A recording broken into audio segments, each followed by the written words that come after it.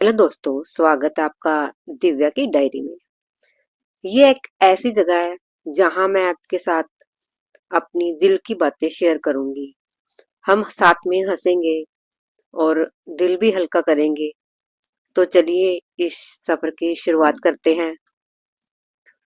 मैंने ये डायरी इसलिए शुरू की क्योंकि मैं सारा दिन घर में रहती हूँ, बाहर कम ही जाती हूँ और घर में सभी अपने अपने कामों में बिजी रहते हैं। बच्चे स्कूल चले जाते हैं, बाकी सब अपनी अपनी जिम्मेदारी में लगे रहते हैं। ऐसे में मुझे लगा कि कोई ऐसा होना चाहिए जिससे मैं अपनी सारी बातें कह सकूं।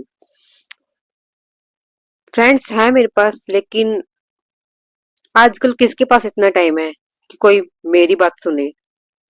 किसी के पास इतना टाइम नहीं है आजकल। सब अपने अपने कामों में बिजी रहते हैं। इसलिए मैंने सोचा कि मैं हर दिन की बात आपसे शेयर कर लिया करूंगी। तो चलिए शुरू करते हैं आज का दिन।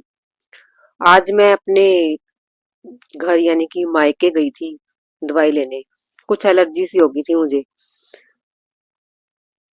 यहाँ मेरे ससुराल में मुझे आराम ही नहीं हो रहा था। बहुत दवाइयाँ खाई, बहुत 3 महीने लगातार दवाई खाई। महंगी भी खाई। शुरू में तो सस्ती खाई, पर महंगी भी बहुत खाई। कहीं आराम ही नहीं हो रहा था। मैंने अपने प्राणनाथ को कहा, यानी कि मेरे पति देव,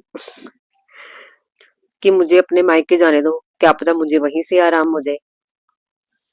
और कहीं ना कहीं उनको भी पता है कि मुझे वहीं से ही आराम होगा। बस वैसे ही कुछ मेरी लगा लो, कुछ उनकी लगा लो, जिस मर्जी की लगा लो। बस फिर मैं वहां चली गई अपनी दवाई लेने।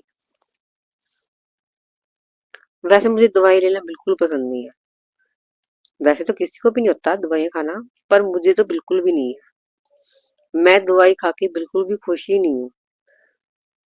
जब तक मेरी बर्दाश्त से बाहर भी ना हो जाए, तब तक मैं दवाई नहीं लेती।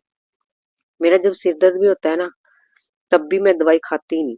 मेरा जब बर्दाश्त से बाहर हो जाएगा ना, भाई हाँ भाई अब तो बस दवाई लेनी पड़ेगी, तब जाके लेती हूँ। आप मुझे कमेंट करके बताना कि कौन मेरे जैसा है। तो मैं मायके गई हुई थी, वहां से दवाई ली और अपने प्राणनाथ को फोन किया कि मुझे लेने आ जाओ। बोले आधे रास्ते आ जा, मैं तुझे ले जाऊंगा। मैंने कहा यार, आधे रास्ते आओगे तो घर तक आ जाओ। कह रहे नहीं नहीं, तू आधे रास्ते आ जा पापा के साथ, मैं तुझे लेने आ जाऊंगा। मैंने कहा चलो भाई ठीक है, ओके। मैंने पापा को कह दिया कि चलो डैडी चले, आधे रास्ते तक छोड़ाओ मुझे। पापा कह रहे क्या बात है, घर आ जाओ। मैंने कहा कोई बात नहीं, चलो डैडी आप ही छोड़ाओ आधे रास्ते तक। कभी कभी पति की बात भी सुन लेनी चाहिए भाई, कि चलो। चले गए आधे रास्ते तक। आधे रास्ते को पति आगे लेने। फिर पापा से मिले और चल दिए अपने घर को। रास्ते में प्राणनाथ कहने लगे कुछ खाना पीना है या नहीं। मैंने कहा खा लेते हैं, चलो ठंड जा रही है, आइसक्रीम खा लेते हैं। आइसक्रीम ले ली। सोचा बच्चे को पेस्ट्री खिला देती हूँ, खुद आइसक्रीम खा लूंगी। लेकिन बच्चे तो बच्चे हैं भाई। माँ की आइसक्रीम बच्चा खा गया और माँ ने खाई पेस्ट्री। मेरी 2 साल की बिटिया है, उसने पेस्ट्री तो खाई नहीं, आइसक्रीम देख के आइसक्रीम खा ली। प्राणनाथ ने कहा हंसते हुए, बिलै खा ले आइसक्रीम तो। मैंने कहा चलो कोई बात नहीं, पेस्ट्री खा के ही मन भर लेते हैं।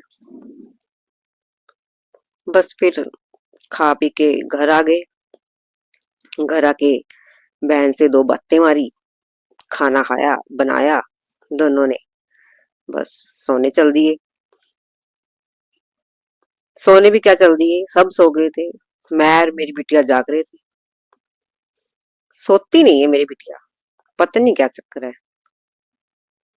दिन में भी नहीं सोती, रात को भी नहीं सोती, बहुत लेट सोती है। क्या आपके बच्चे भी ऐसे ही हैं? मुझे कमेंट करके बताना। तो चलिए आज का दिन का अंत यही करते हैं। कल फिर हाजिर होंगे आपके पास। Bye bye.